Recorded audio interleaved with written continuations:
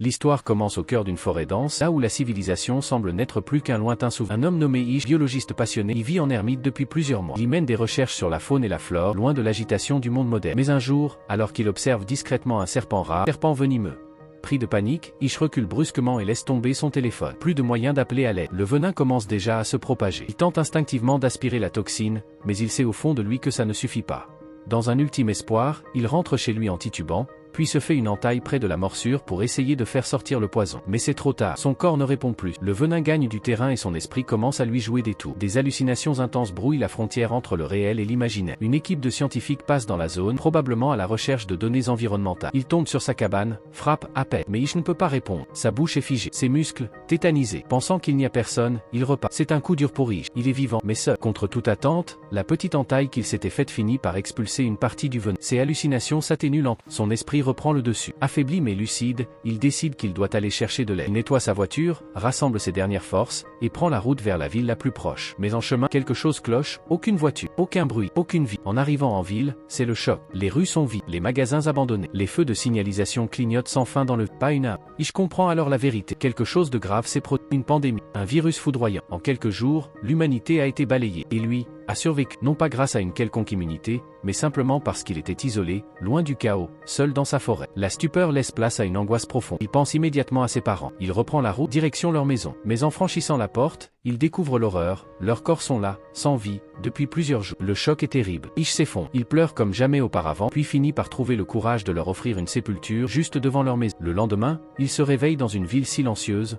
Le poids de la solitude devient écrasant. Il prend une décision. Parti, trouver une autre vie, peut-être qu'il reste des survivants. Il prend quelques affaires, une arme, de la nourriture. Mais une fois sur place, l'histoire se répète. Le désert, les hôtels, les casinos, les rues, tout est figé dans le temps. Un monde figé au moment de son effondrement. Fatigué, il entre dans un hôtel de luxe. Il y passe la nuit, s'autorisant pour la première fois depuis longtemps un moment de confort. Mais la solitude est plus forte que le luxe. Alors qu'il commence à perdre espoir, un miracle se produit. Il rencontre deux survivants, une jeune femme et un homme plus âgé. Ils ont l'air à bout, brisés. La jeune femme lui confie qu'elle a vu sa famille mourir sous ses yeux, lors d'un appel vidéo. Depuis, elle ne croit plus en rien. L'homme, lui, ne supporte plus la solitude. Il veut en finir, pensant qu'il n'y a plus rien à espérer dans ce monde vidé de son humanité. Ish leur offre un toit, un repas, un peu de chaleur humaine. Mais le lendemain matin, il sent que quelque chose ne tourne pas. L'homme semble étrange, nerveux, armé. Ish comprend rapidement ses intentions. Il veut tuer tout le monde, pensant qu'une mort rapide est préférable à cette lente agonie. Mais Ish, lui, veut vivre. Il fuit discrètement. Puis, quelques minutes plus tard, des coups de feu retentissent. Ils se sont suicidés. Ish reste seul. Plus seul que jamais. Brisé par cette nuit tragique, il réalise que dans ce nouveau monde, la solitude peut être encore plus mortelle que le virus lui-même. Alors qu'Ish rentre chez lui au volant de sa voiture, quelque chose le fait freiner brusquement. Un chien traverse soudain la route, seul, maigre, les yeux perdus, aussi perdu que lui. Ish descend lentement, tend la main, et là, sans résistance, l'animal s'approche. Un simple regard suffit. Deux âmes solitaires viennent de se trouver. Ish décide de l'adopter. Ce chien devient plus qu'un compagnon. Il devient un symbole d'espoir, une raison de se lever chaque matin. Avec lui, Ish commence une nouvelle. Chaque jour, il parcourt la ville, inspecte les maisons, fouille les coins oubliés, à la recherche d'un signe d'une voix humaine. Mais chaque soir, il revient seul. Un jour, alors qu'il sirote une tasse de thé à la fenêtre, le silence est brisé par un aboiement soudain. Son chien se dresse, alerte, les oreilles tendues. Quelque chose ne va pas. Ou, peut-être que justement, quelque chose va enfin changer. Au loin, dans la brume, une fine colonne de fumée s'élève d'une maison. Ish n'hésite pas une seconde. Il saute dans sa voiture et fond. Arrivé sur place, il approche prudemment. À l'intérieur, une jeune femme, paniquée, tente de se cacher. Elle est sur la défensive, terrifiée. Mais Ish lève les mains, calmement. Il lui parle avec douceur. Je suis seul, moi aussi, je ne te veux aucun mal. Elle s'appelle Emma. Petit à petit, elle se détend et accepte de le laisser entrer. Ils parlent, longtemps, comme deux êtres affamés de mots, de présence. Et on découvre une vérité bouleversante. Cela fait 1 an que la pandémie a commencé. Durant tout ce temps, ni Ish ni Emma n'avaient croisé un seul autre survivant. Ils réalisent à quel point cette solitude les a brisés. Vivre seul, ce n'est pas, c'est juste survie. Alors ils prennent une décision. Ensemble, ils emménagent chez Ish. Sa maison est mieux située, proche d'un magasin général. Et surtout, il y avait stocké des provisions, des outils, des vêtements, tout ce qu'il faut pour vivre longtemps. Rapidement, la vie change. Emma redonne vie à la maison, mais aussi à Ish. Elle le pousse à prendre soin de lui, à se couper les cheveux, à se raser, à redevenir humain. Il lui retrouve une énergie qu'il pensait perdue à jamais. Le temps passe, et une nouvelle idée émerge. Reconstruire. Au début, c'est une décision partagée, presque logique. Mais bientôt, Ish est rattrapé par la peur. Et s'il n'était pas capable de protéger un enfant dans ce monde dangereux? Et si tout cela n'était qu'une illusion, un dernier souffle avant la fin? Mais Emma le rassure. Ce monde est peut-être brisé, mais nous, on est là, ensemble. Alors Ish reprend espoir. En tant que biologiste, il se plonge dans les manuels d'accouchement, apprend tout ce qu'il peut. Il sait qu'il devra être le médecin, l'infirmier, le père. Il n'y aura personne d'autre. Ils installent aussi des panneaux solaires, afin d'avoir de l'électricité. Mais dehors, la nature change. La végétation envahit les rues. Les animaux sauvages reprennent possession de la ville. Ils décident alors d'entourer leur maison d'une grande clôture et gardent des armes à portée de main. Ils adoptent aussi d'autres animaux pour s'occuper, se distraire. Le monde devient plus vert, plus pur. L'air est respirable. Leur santé s'améliore. La vie devient belle, malgré tout. Mais une nuit, un nouveau défi surgit. Une armée de rats envahit les alentours. Ish panique et commence à brûler les déchets autour de la maison pour les éloigner. Emma intervient. Calme, posé. Ne t'inquiète pas, on trouvera une solution. Comme toujours, le lendemain, Ish libère plusieurs chats autour de la maison. Les félins s'attaquent aux rats. En quelques jours, le problème est résolu. Et puis vient le grand jour. Emma est sur le point d'accoucher. Ish est prêt. Il a tout appris, tout préparé. Il ne peut pas échouer. Emma donne naissance à une petite fille. Une nouvelle vie. Une lumière dans l'obscurité. Ils pleurent, mais cette fois, de joie. Peu après, ils écrivent leur adresse un peu partout en ville. Sur les murs, les vitrines, les pancartes. Au cas où quelqu'un, quelque part, chercherait une chance de vie. 6 années passent. Un matin, alors qu'il conduit dans une zone boisée, Ish croise un animal blessé, agonisant. Il sort de sa voiture, regarde la bête dans les yeux et met fin à ses souffrances. Mais au loin, une silhouette observe la scène. Une jeune fille, effrayée, elle s'enfuit dans la forêt. Ish la voit, tente de la rattraper. Il crie, mais elle court. Alors, il fait ce qu'il peut. Il sort une pomme de sa poche et la lui tend. La fille s'arrête. Elle hésite. Puis, lentement, elle s'approche. Ce simple geste suffit à la rassurer. La jeune fille finit par accepter de suivre Ish. Mais quelque chose en elle reste brisé. Au lieu de monter sur le siège passager, elle choisit de s'asseoir, dans le coffre. Comme si s'enfermer était plus rassurant que faire confiance. Lorsqu'ils arrivent chez lui, elle refuse d'en sortir. Le coffre devient son refuge, son monde. Ish respecte son rythme. Il sait qu'on ne force pas une âme blessée à guérir. Pendant ce temps, la maison d'Ish et Emma s'est agrandie. Ils ont aujourd'hui 2 enfants pleins de vie,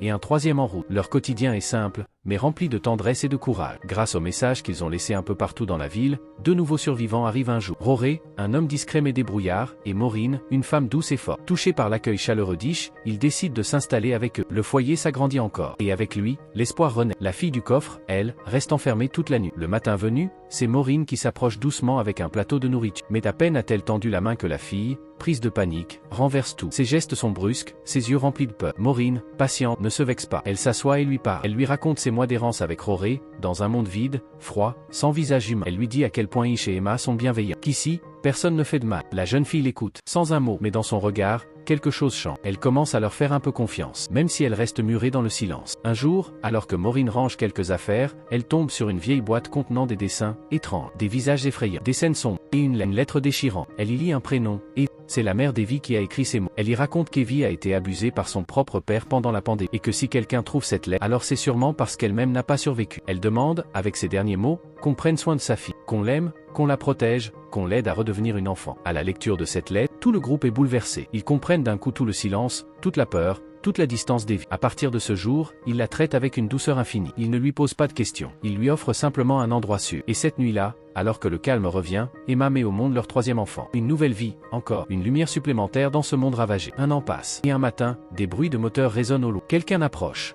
Ish, Emma, Roré, Maureen, tous prennent leurs armes et sortent prudemment. On ne sait jamais, dans ce monde, si ceux qui arrivent cherchent la paix ou la guerre. Mais cette fois, ce sont 4 survivants. Parmi eux, une femme s'avance, Molly, une docteure. Elle explique qu'en 20 ans, elle n'a croisé que ces 3 autres personnes. Et aujourd'hui, elle découvre une communauté soudée, vivante, organisée. Ils sont accueillis avec prudence, mais bienveillance. Ish leur explique les règles. Ici, on ne sort jamais seul. Le monde est devenu sauvage. Et parfois, les hommes aussi. Peu à peu, les nouveaux s'intègrent. Molly apporte du matériel médical précieux. Ils collectent ensemble des ressources. Ils s'entraident. Les années passent. Des enfants naissent. La communauté grandit. Et dans cet îlot d'humanité, Ish transmet l'histoire de l'ancien monde aux plus jeunes. Il leur enseigne comment vivaient les hommes avant. Il veut qu'ils sachent, mais surtout qu'ils ne répètent pas les erreurs du passé. Mais un jour, le danger revient. Un rugissement, un éclair fauve dans les feuillages. Il surgit des bois, franchit les clôtures, et fonce droit vers les enfants. Ish, sans réfléchir, se jette entre la bête et sa famille. Il tente de le repousser, mais l'animal l'attaque violemment. Emma, en état de choc, saisit une arme. Elle tire. Le lion s'effondre, mais Ish est grièvement blessé. Grâce aux soins rapides de Molly,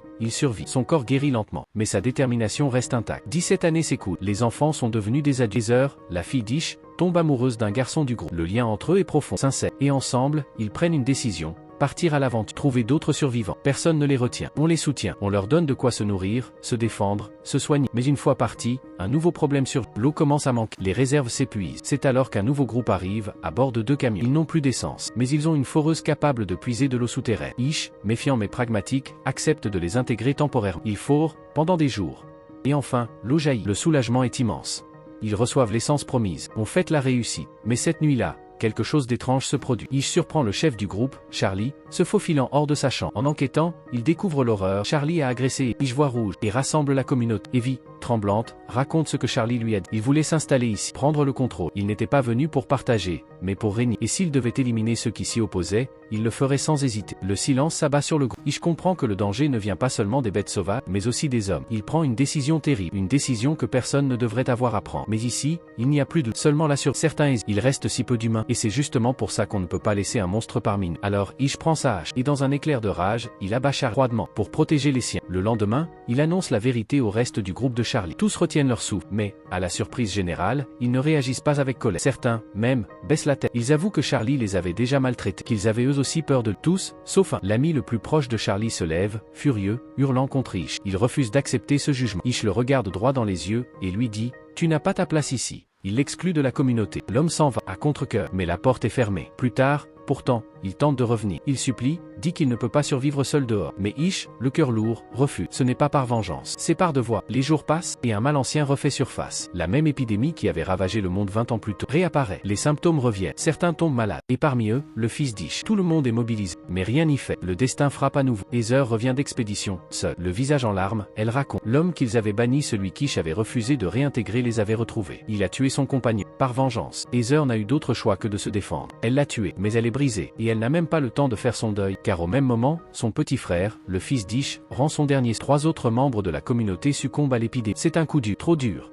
Ish s'effondre. L'homme fort, le guide, le survivant, doute. Il veut tout abandonner. Il pense que tout cela n'a servi à rien. Mais Emma, encore une fois, se tient à ses côtés. Elle le regarde droit dans les yeux. On a commencé à zéro, Ish. Tu te souviens? On n'avait rien. Aujourd'hui, on a un foyer, des enfants, une communauté. Si toi tu lâches prise, qui leur montrera comment continuer. Alors, Ish part seul, dans les montagnes. Il y observe un lever de soleil. Pas celui d'hier, pas celui du monde d'avant, celui d'un monde nouveau. Le ciel est plus clair. Et soudain, il comprend.